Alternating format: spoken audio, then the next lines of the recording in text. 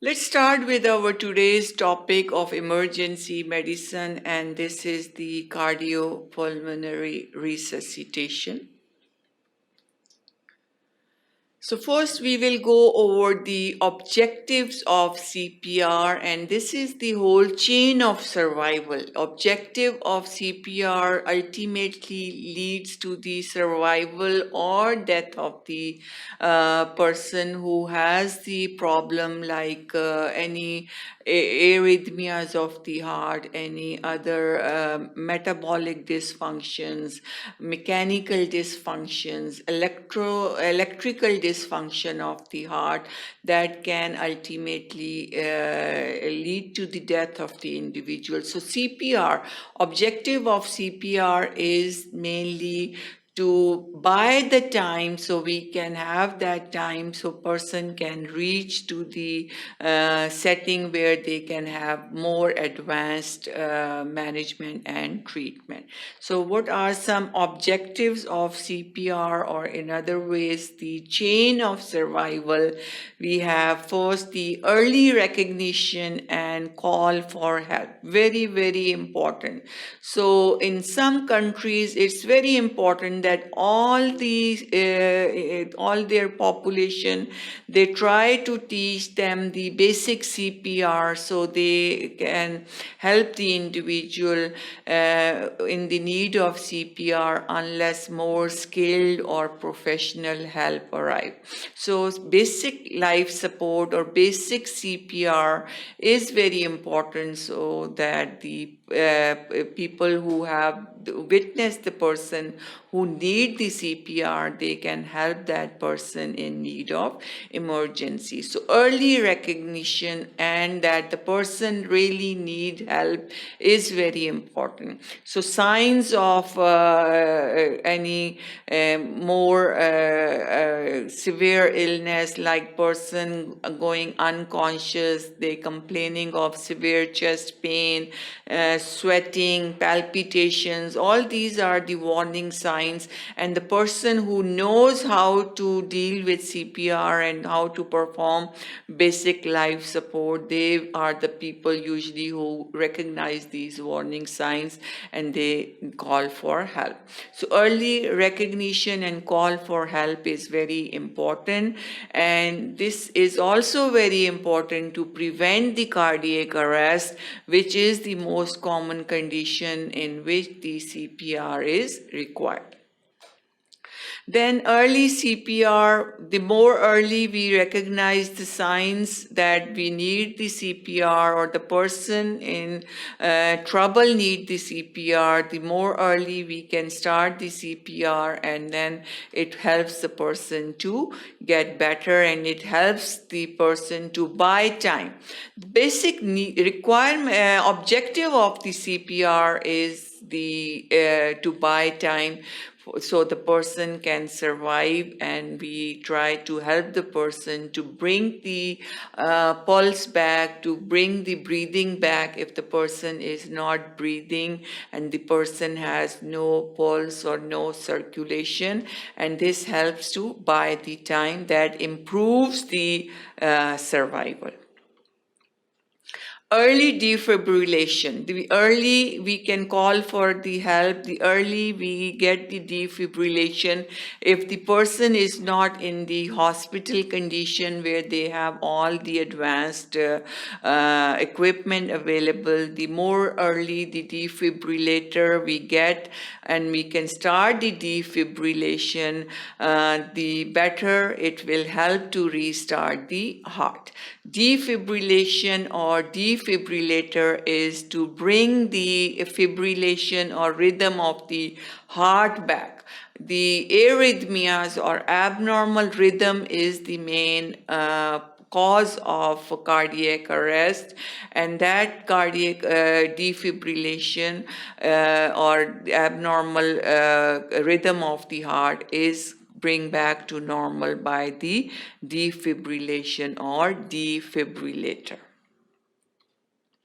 Then post-resuscitation care is also very important to improve the chain of survival or to improve the survival rate, because if we do not have a good post-resuscitation care, the quality of life is not improved, or even the patient won't survive. So all these are very, very important for the chain of survival.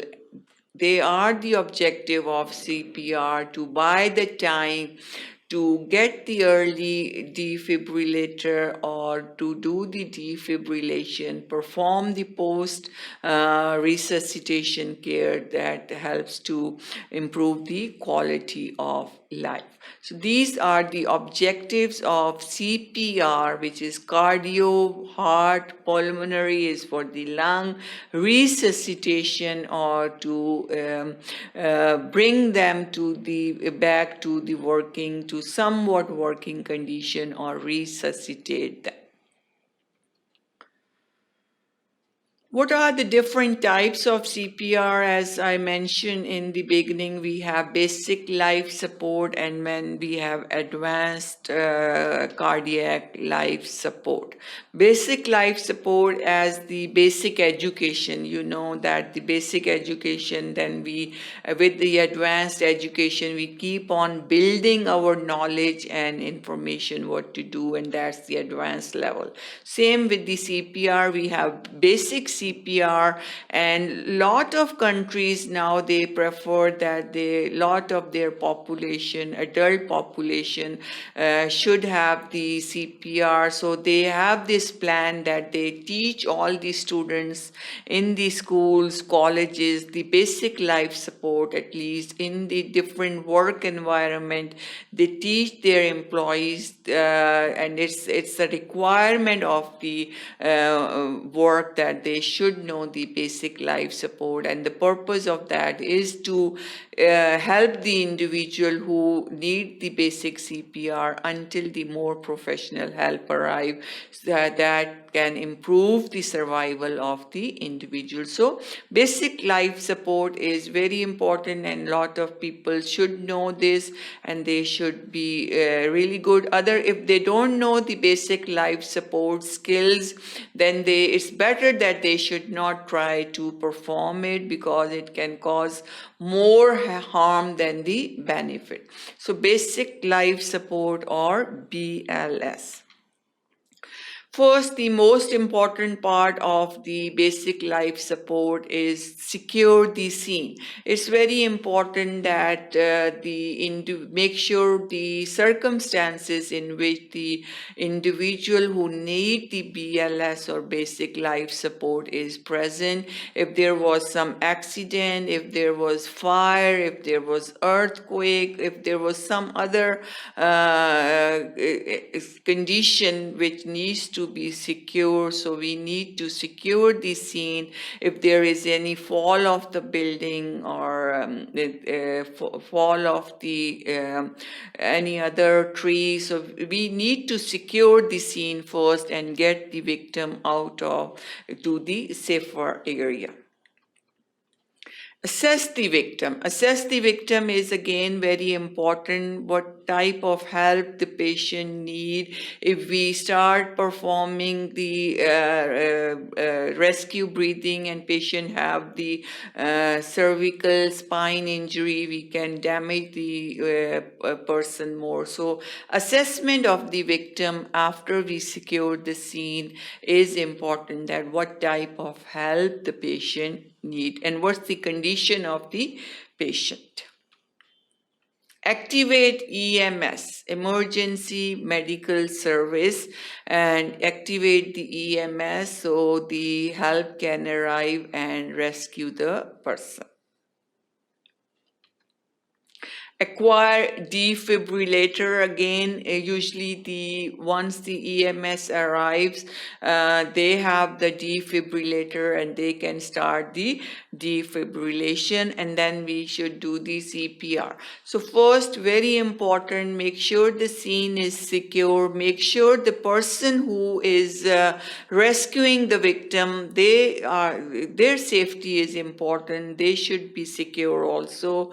Assess the victim if the patient needs or if the victim needs the CPR, and the person who is rescuing the victim know how to perform basic CPR. They should start the CPR after assessing the victim to buy some time, and if there is no other rescuer on the site, they should go and call for emergency medical service and then call for so they can have the defibrillator, and then they should start the CPR.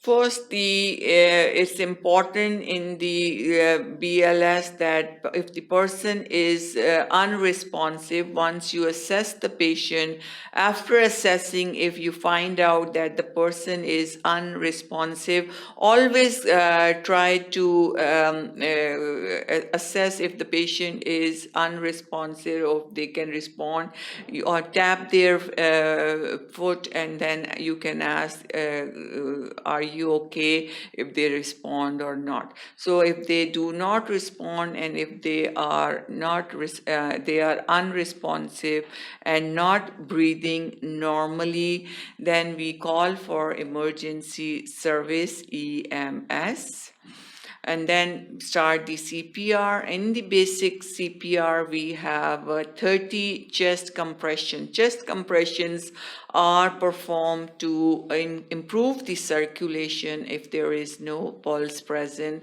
So we check for the pulse in the carotid area, carotid pulse.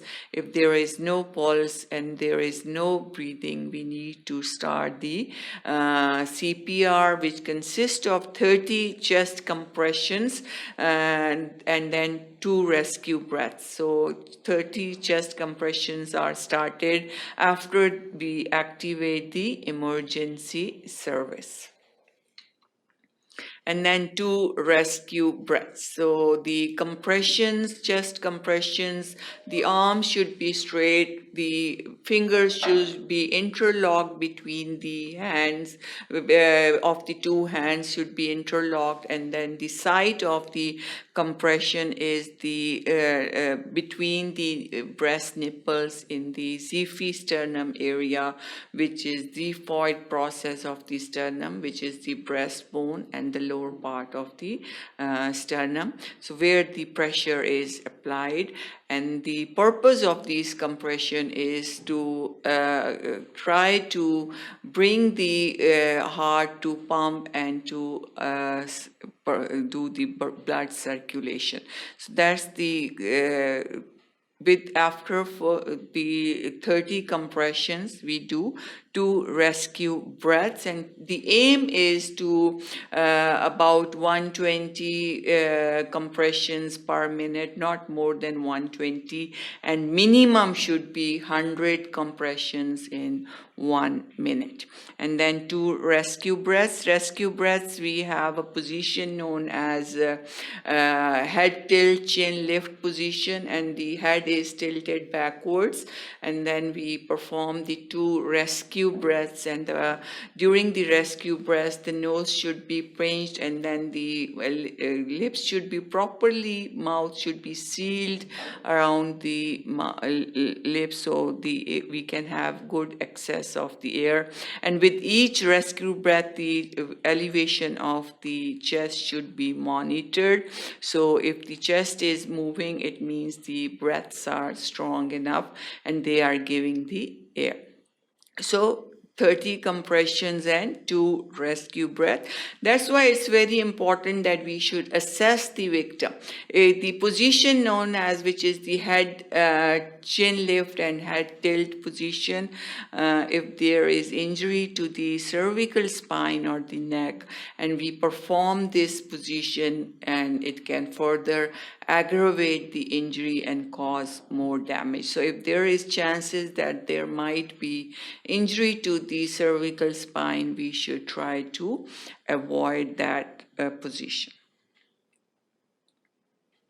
So we continue the CPR. As I mentioned, the sequence is 30 compression and 2 rescue breath. So 30 compressions, 2 breath, 30 compressions, 2 breaths until the help arrive, and then we have the defibrillator available.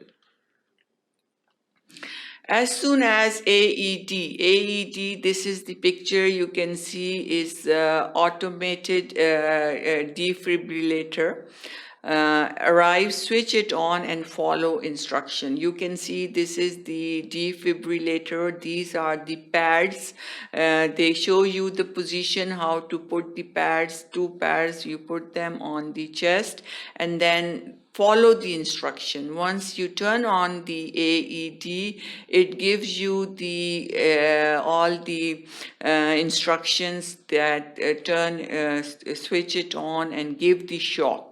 Once it gives you the instruction to give the shock, you give the shock and then continue the compressions and the rescue breath, and then you give the shock again. Follow the instruction. It gives you the very clear instructions to follow. And the purpose of this defibrillator, as the name shows, it defibrillate, brings the rhythm of the heart back to normal. Steps of resuscitation, again, we have compression, and the compression should be 2 inches on adult breastbone. If we just moving and compressions are not strong enough or deep enough, at least 2 inches deep on adults. It's little less in children, but in adults the compression should be the arm straight, and we should be really pushing the chest down so the heart can get pressure through that and it starts the beating. So that's the purpose of the chest compression, and if the compressions are not strong enough, there is no use of those compressions, so they are just useless. So compression should be 2 inches deep on the breastbone and should be minimum of 100 times per minute, and maximum is about 120 per minute. Look for the airway, check for the airway, give 2 rescue breaths, and that's the position we have. Chin lift, put 2 fingers, head tilt, chin lift. So this helps in opening the airway. So the rescue breath, the rescuer is giving it helps to start the to ventilate the lungs and to helps in the breathing and oxygenation to buy the time for the more worse scenario. So airway, this is the chin lift, 2 fingers used to lift the chin and tilting the head. We use the left hand to tilt the head back, 2 fingers of the right hand to lift the chin and give the rescue breaths. And then 2 breaths, as you see, head tilt, chin lift, and then the nose is pinched. Along with the tilting the head, the pinching of the nose, and then seal the lips with your lips, so it should be, no air should be escaping out when you breathe.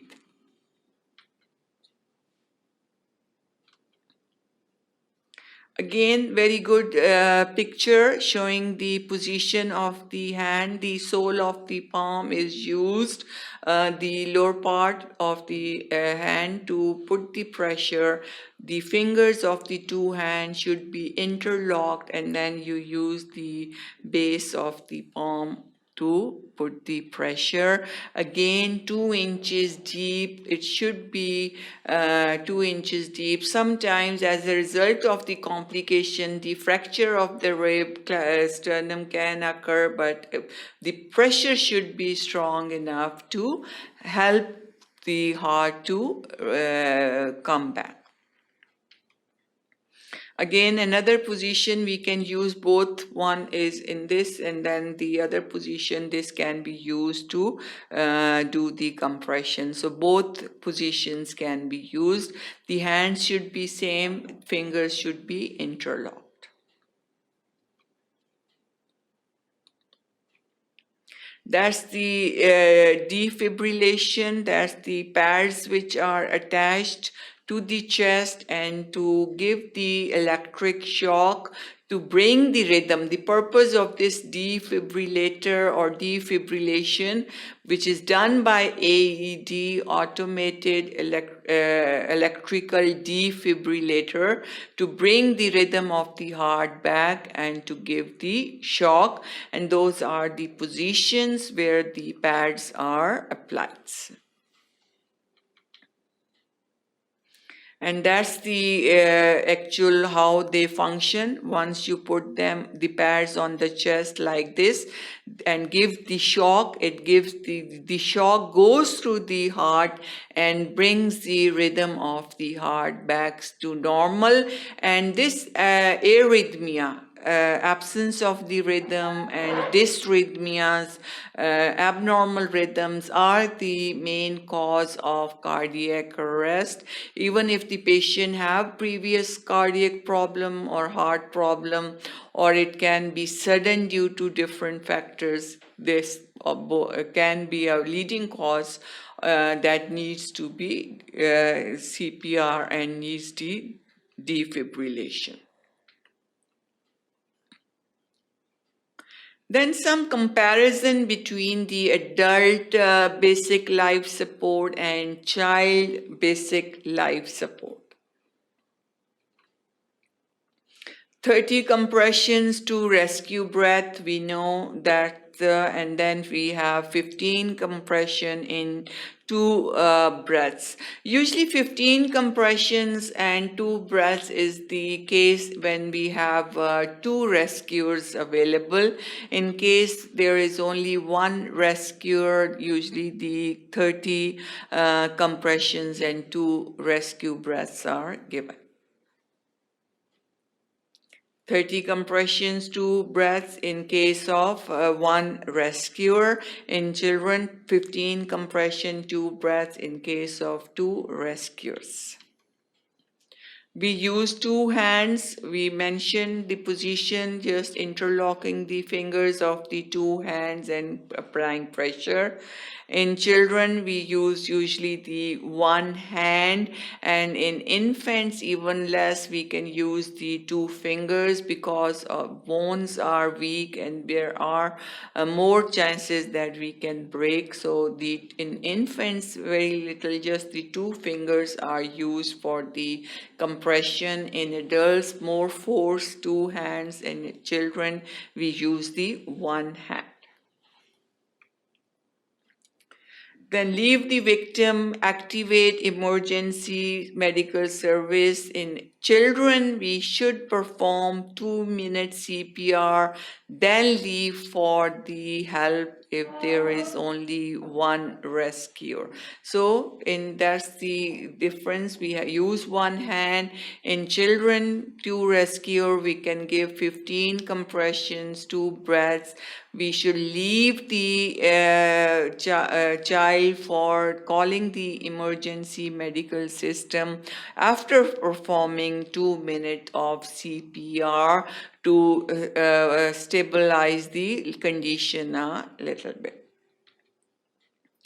Activate EMS. We need to, once we do find the patient, we secure the scene, we assess the patient. The important thing is activation of EMS. So we should have more skilled help available, and once they resuscitate the patient, they can shift the patient to the hospital, and they have more ability to help. They have defibrillator, they have ambulance, they have oxygen. So all that we need. The basic CPR is not the, sometimes it helps the person to revive, but mostly we need the advanced care for the survival of the patient.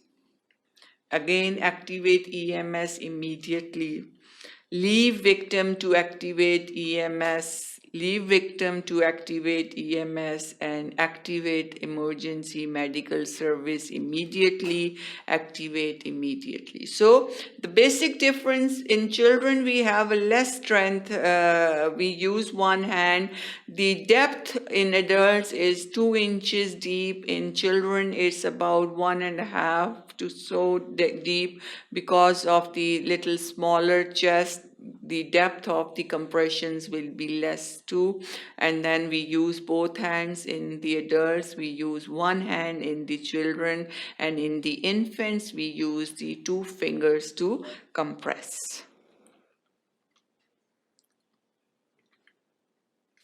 Then after the basic life support, we assess the victim, we clear the scene, we make sure that the rescuer is also safe, it's in the safe environment. Then after assessing the patient, if we know the CPR, if the rescuer know the CPR, they start performing the CPR. If they are all alone in the scene, they need to go and activate emergency medical service. If they have some help available, they find somebody around, they should tell them to go and activate EMS and continue CPR. That will help more. But if they are all alone, they have nobody in the surrounding, they need to go and activate the emergency medical service. But if they have somebody, they can just tell them to go and activate emergency medical service, and they keep on performing the CPR. And the important thing is the person who is the rescuer, they should know the proper method of CPR, basic life support. If they do not, then they just need to go and activate EMS so the help can come and rescue the victim. Now ACLS, which is Advanced Cardiac Life Support, we have A, B, C, D. A is maintain airway. Once we have the CPR or basic life support performed, we need to maintain the patency of the airway, and that is done by more advanced techniques. So we need to maintain airway. Consider advanced airway, we can do the endotracheal intubation, tracheostomy, depending on what are the conditions in which the victim is present. Monitor airway patency with quantitative waveform capnography. Continuous measurement of the carbon dioxide level to find out the ventilation, if it's patent or not. We should need to monitor the level. Next is 100% oxygen should be given. Assess effective ventilation with waveform capnography. Again, we need to maintain the airway depending on what type of management is required. We should maintain airway, give 100% oxygen, and find out the effectiveness of ventilation by the capnography. Do not overventilate. It's very important that we should know that we are not overventilating the victim, because overventilation have its own complications. So do not overventilate. In C, we have evaluate the rhythm and pulse. Now, after the breathing is stabilized, the airway is maintained and it's patent, we should go for the rhythm and pulse. If there is any abnormality of the rhythm and pulse, we need to manage that. Give the defibrillation cardioversion to bring the rhythm of the heart back to normal.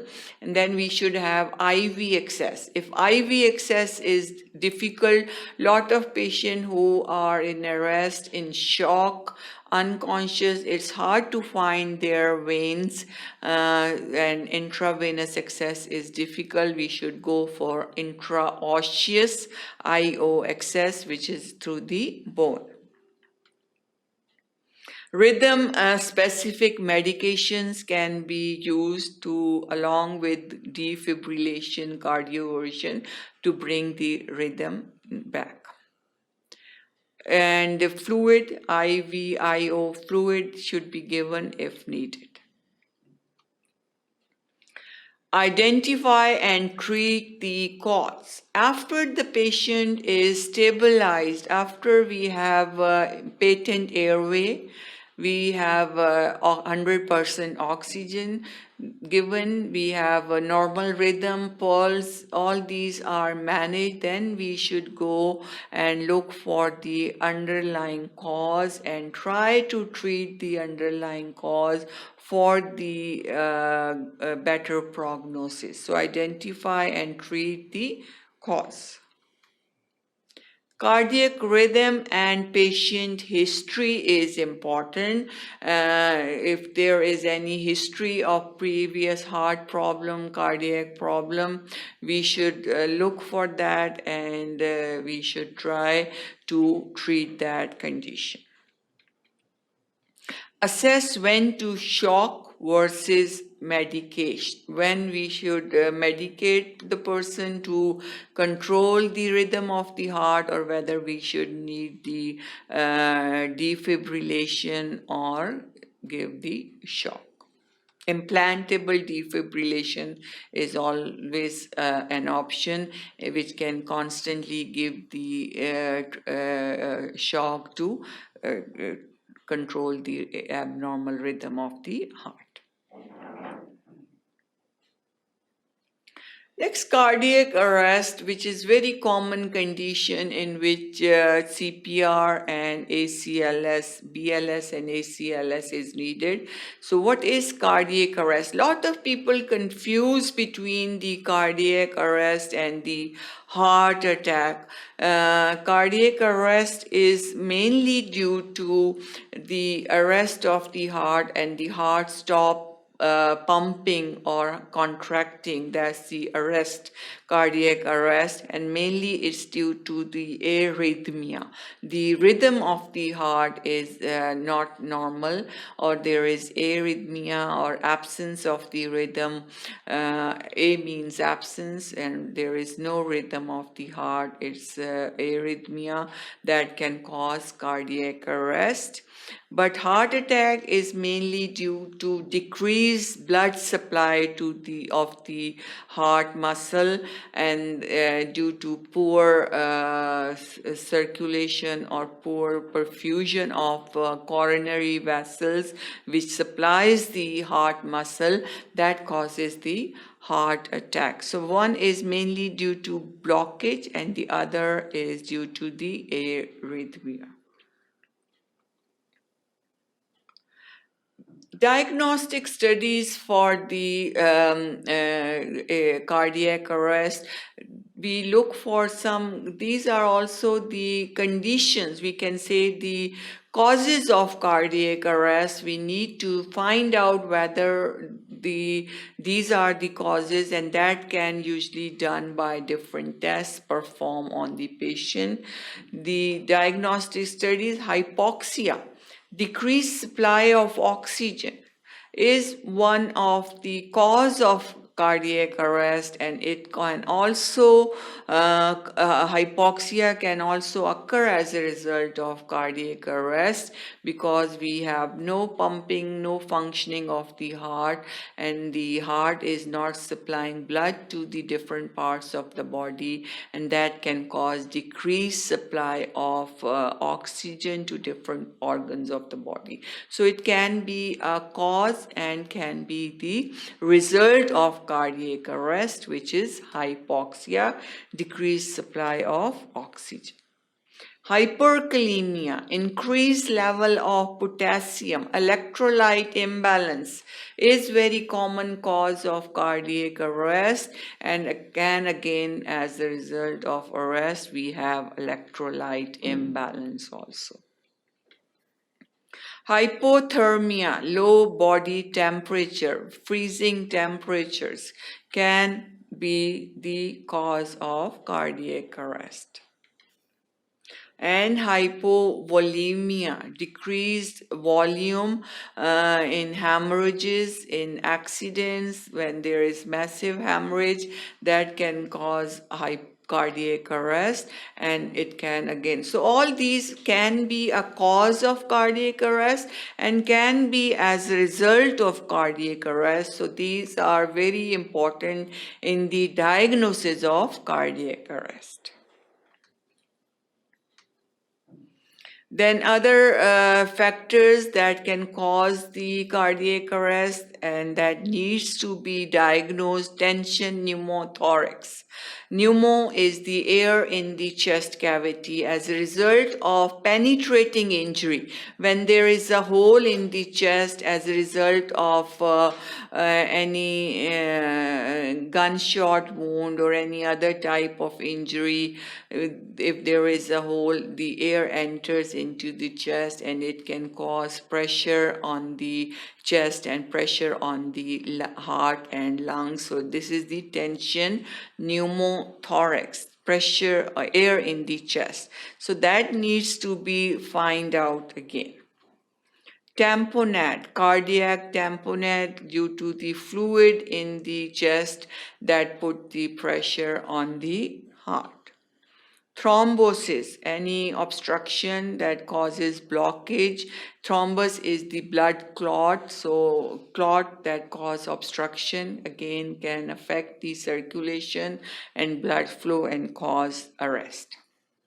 Different toxins, so they can be the H, there are 4 H's and the 4 T's of the cardiac arrest.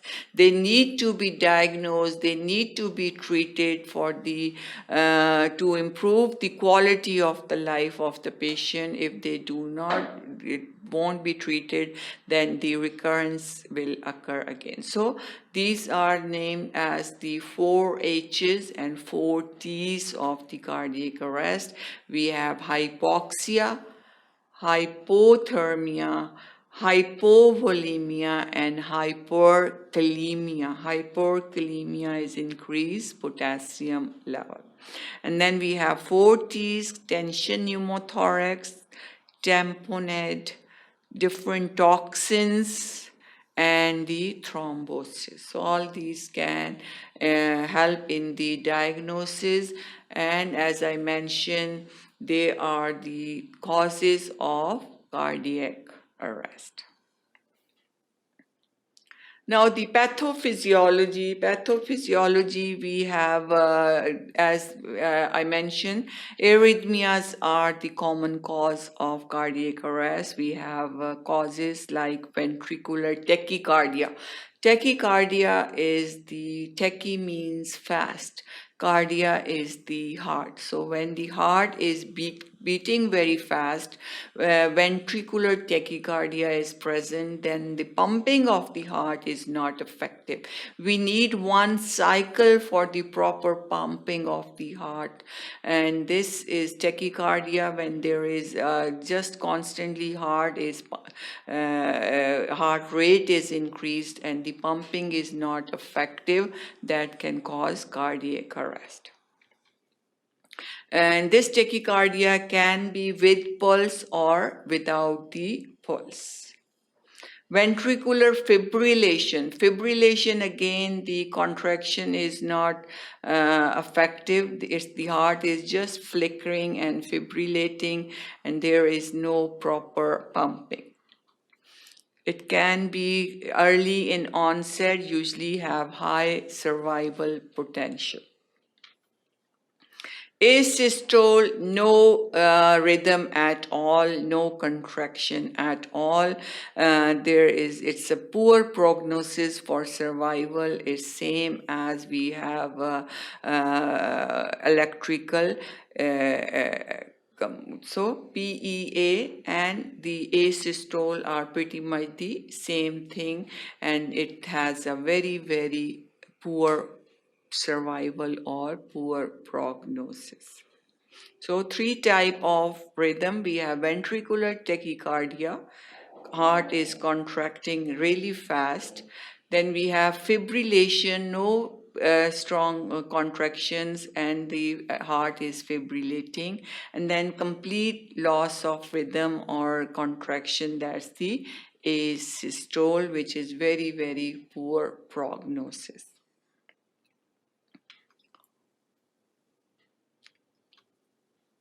Again, cardiomyopathy also can cause cardiac arrest. We have different type of cardiomyopathy. Myo is for the muscles, different conditions which affect the heart muscle, and here which can be uremic cardiomyopathy. Uremic is for the renal failure, when there is uremia or increased toxins in the body, that can cause the myopathy, cardiomyopathy, and cause the damage to the contraction of the heart muscle, and again can cause cardiac arrest. So cardiomyopathy, besides arrhythmia, is another common cause of the cardiac arrest. We have mechanical dysfunction because the muscles are affected. It can cause the problem in the contraction of the heart, or it can be electrical dysfunction. It can lead to ischemia, and we already mentioned ischemia, decreased supply of blood, can cause hypoxia, and that can lead to cardiac arrest.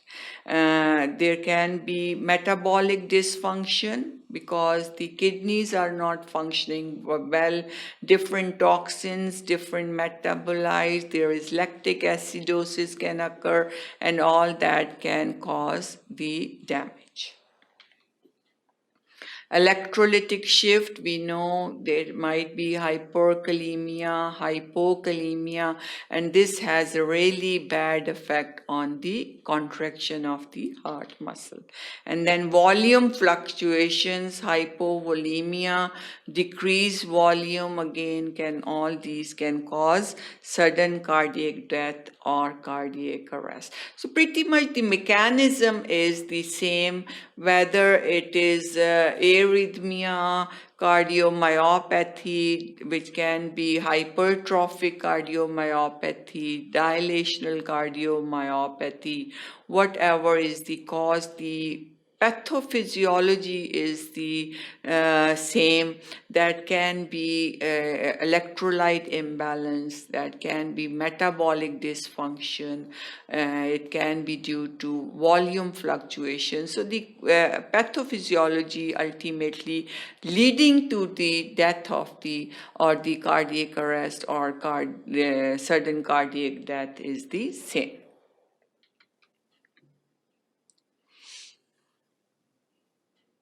Post-resuscitation care, and what are the goals of post-resuscitation care is the optimize hemodynamic status and perfusion of vital organ system. It's very important that after the resuscitation, we should monitor the victim very closely. So we should have optimize the circulation, hemodynamic status, fluid should be enough, and then we should look for any perfusion to the vital organs should be enough to avoid the death of the brain tissues, to avoid the death of the kidneys and the damage to the kidneys. All these vital organs, they need proper perfusion, proper oxygenation, and for the working of their cells. So it's very important that we should look whether there is optimum or enough perfusion to the vital organs.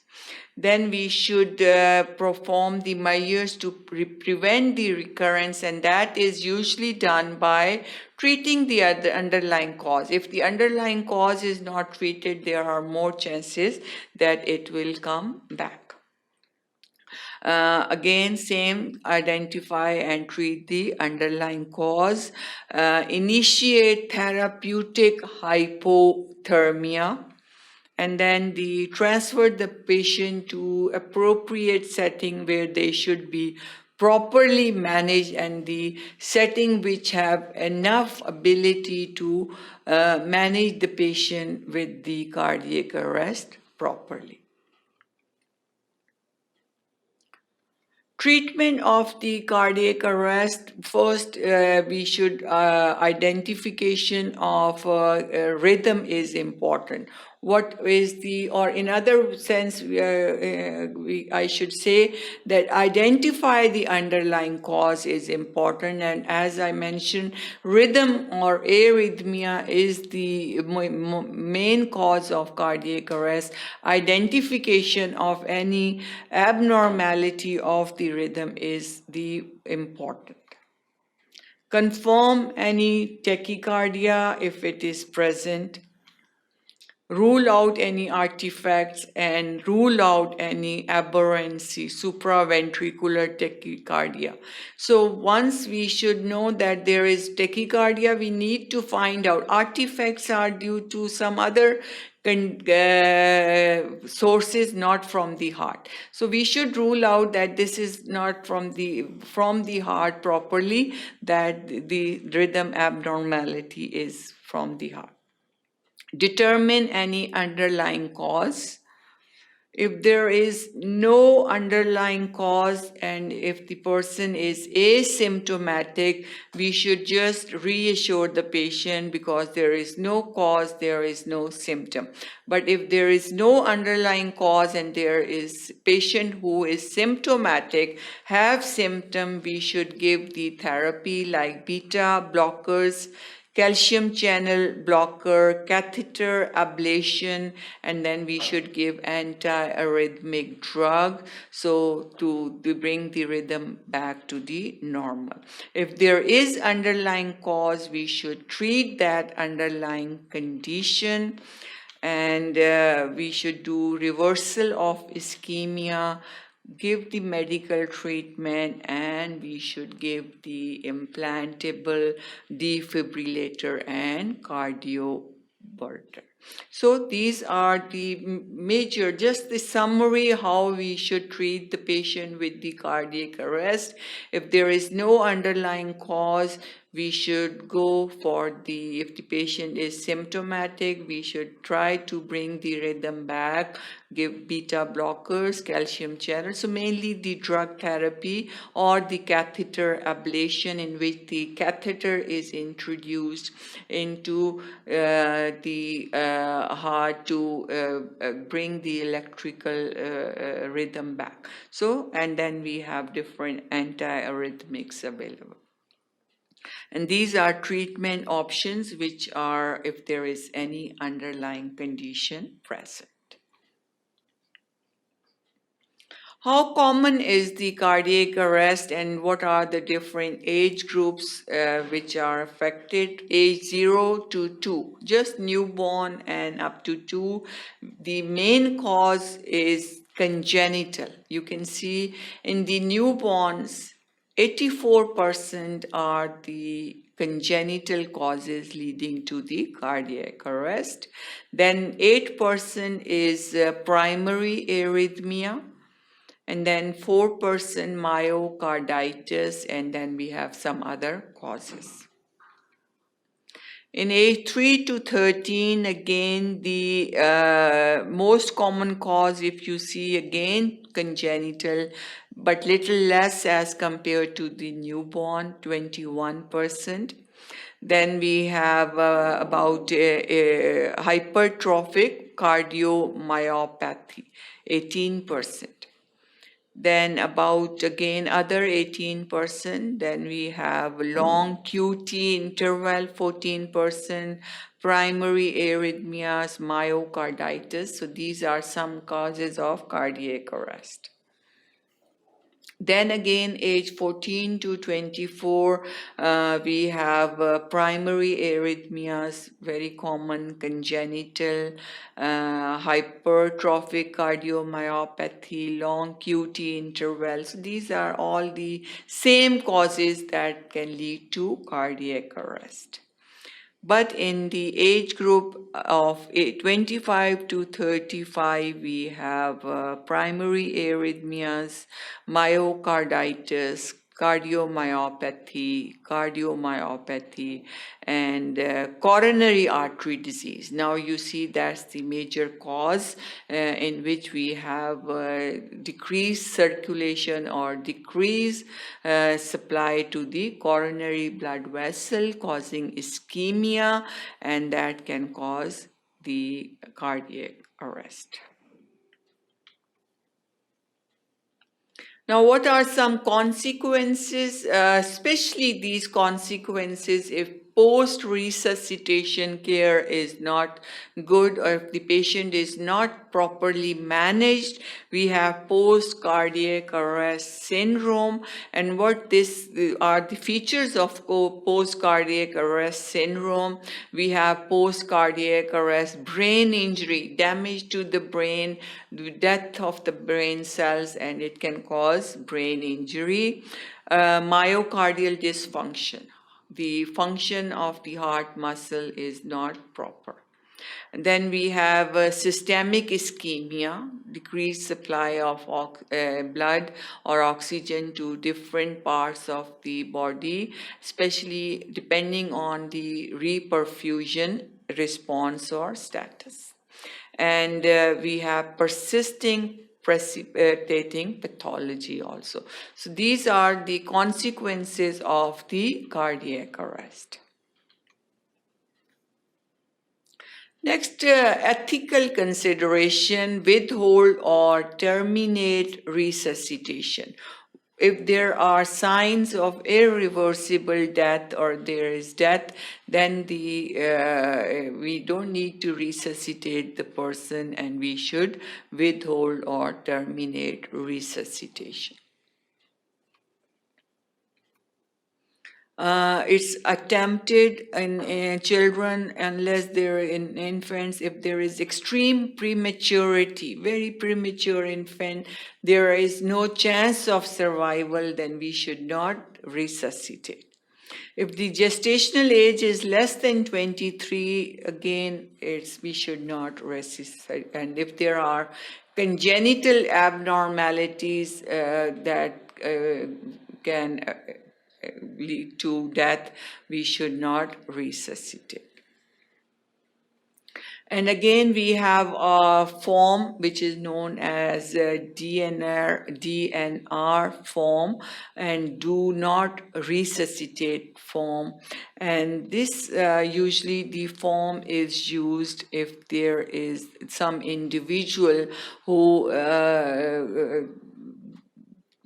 do not want them to be resuscitated when they are in the terminal stage or terminal illness. They need to fill up this form.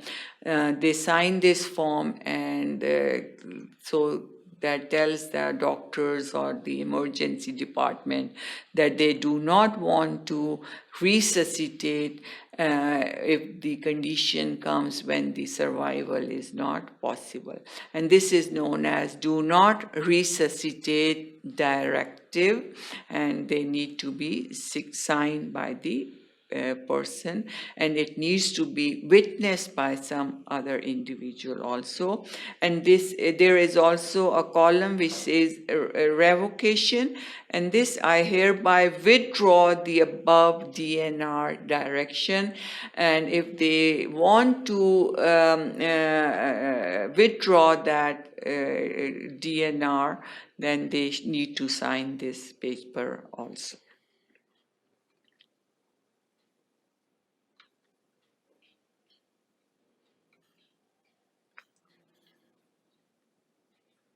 So that concludes our topic of CPR or cardiopulmonary resuscitation, in which we discussed in detail the objective of CPR, BLS, ACLS, and then what's the most common conditions in which we need CPR, in which the most common we talked in detail was the cardiac arrest. What are the conditions that leads to cardiac arrest, and what are the conditions in which we should not resuscitate the person. So thank you for watching sqadia.com.